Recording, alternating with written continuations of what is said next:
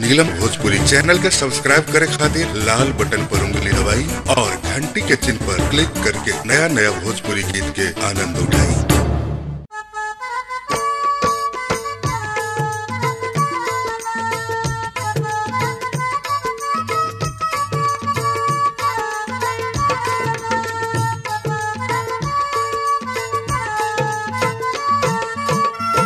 तहरा रहिया में अखिया बिछाई बलम कहिया घर अइब।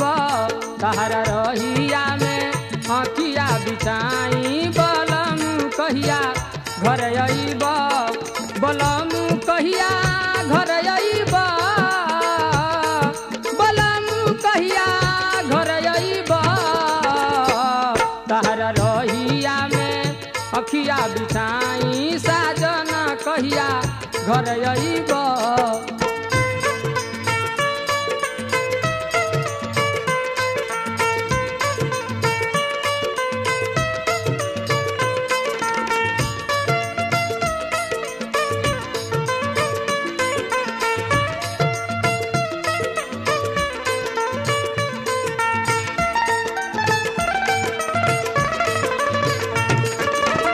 अब ना सहाता कुछ ना कहाता पिया के वियोग में रहलो न जाता।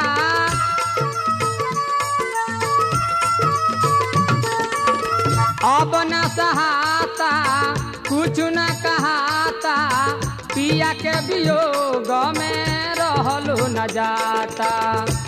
देह टूटे आवेला अंगड़ाई बलम कहिया घर अइब। साजन कहिया घर अइब। बलम कहिया घर अइब।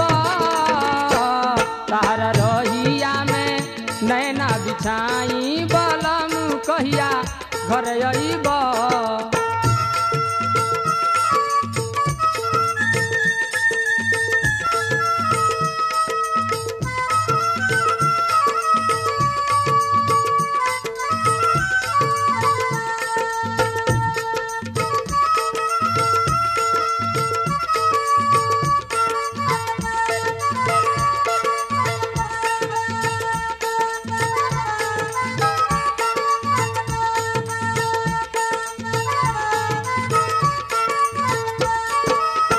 छठ दिवाली बीतल नाइले सजनावा धीरे धीरे चढ़ गईले आई के फगुनावा।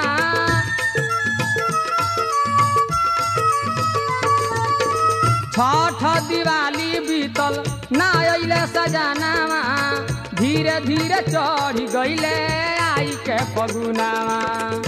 देवरा बाड़ा होवे हर जाई बलम कहिया घर अइब। बलम कहिया घर अइब। साजन कहिया घर अइब। तहरा रहिया में नैना बिछाई बलम कहिया घर अइब।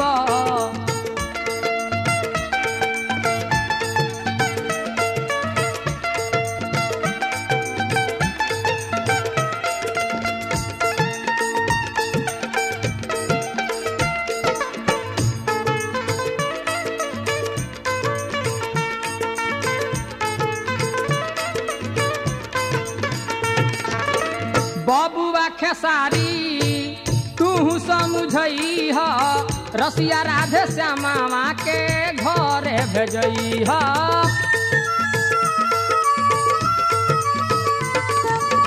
बबुआ खेसारी तू समझई ह रसिया राधे श्यामा के घरे भेजई ह। ना तो चिठिया में इहे लिखाई साजन कहिया घर अइब। ना तो चिठिया में इहे लिखाई साजन कहिया घर अइब। बलम कहिया घर अइब। साजन कहिया घर अइब। तहरा रहिया में नैना बिछाई बलम कहिया घर अइब। तहरा रहिया में नकिया बिछाई बलम घर अइब